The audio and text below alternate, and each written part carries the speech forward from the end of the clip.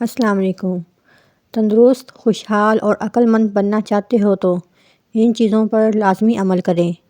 Number 1، لال مرچ کا زیادہ استعمال آنکھوں، معدہ اور دماغ کو کمزور کر دیتا ہے۔ نمبر 2، پیشاب روکنے سے مثانہ کی بیماریاں، پخانے میں زیادہ دیر بیٹھنے سے دماغی امراض لاحق ہوتے ہیں۔ تازہ ہوا تندرستی کے لیے بہت ضروری ہے۔ سوتے وقت کھڑکیاں، روشن دان کھلے رکھو۔ جسم کی صفائی قلب کی پاکیزگی بیماریوں سے بچنے کا مضبوط سہارا ہے۔ بغض و حسد، رنج و غم جسم کو گھلا دیتا ہے۔ روزانہ نہانا اور نہانے سے پہلے تیل کی مالش کرنا تندرستی کی کنجی ہے۔ اگر تندرست، خوشحال اور عقل مند بننا چاہتے ہو تو جلد سو جایا کرو اور جلد اٹھ جایا کرو۔ مرغن اور ثقیل غذا خرابی صحت کی موجب ہے۔ ہمیشہ سادگی اور ٹکی غذا کھاؤ۔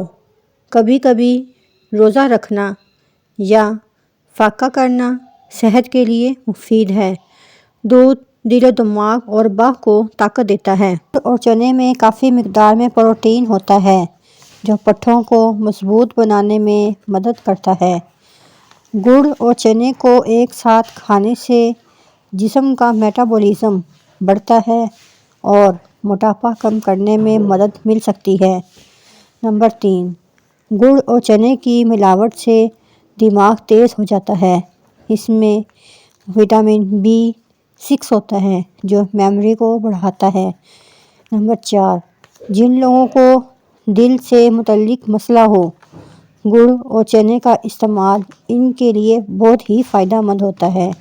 نمبر 5، گڑ اور چنے کھائیں۔ اس میں ایک ریشہ موجود ہے جو ہاضمے کو ٹھیک رکھتا ہے اور جس سے قبض نہیں ہوتی۔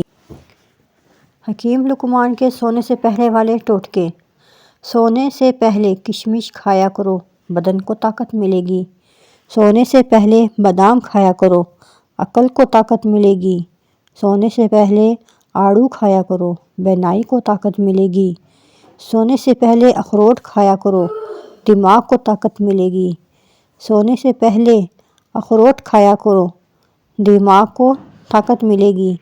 وہ لوگ جو موٹے ہیں اور دبلے ہونا چاہتے ہیں وہ بندے سبزیاں اور لیموں کھانا شروع کر دیں اور جلد ہی موٹے سے نجات ملے گی۔ سونف اور شکر کو آپس میں ملا کر رات کو سونے سے قبل کھا لیا کرو، تمہاری آنکھ کی بینائی تیز ہو جائے گی انشاءاللہ۔ ضرور۔ شکریہ۔ السلام علیکم۔ آج میں حکیم لقمان کے بہت ہی اچھے نسخے لے کر آئی ہوں۔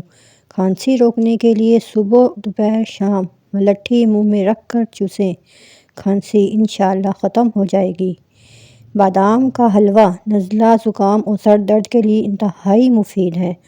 مچھلی اگر طویل عرصے تک فریج میں محفوظ کرنی ہو تو ایلومینیم فوائل میں لپیٹ کر رکھیں، اس طرح بہت عرصے تک وہ بالکل تر و تازہ رہے گی۔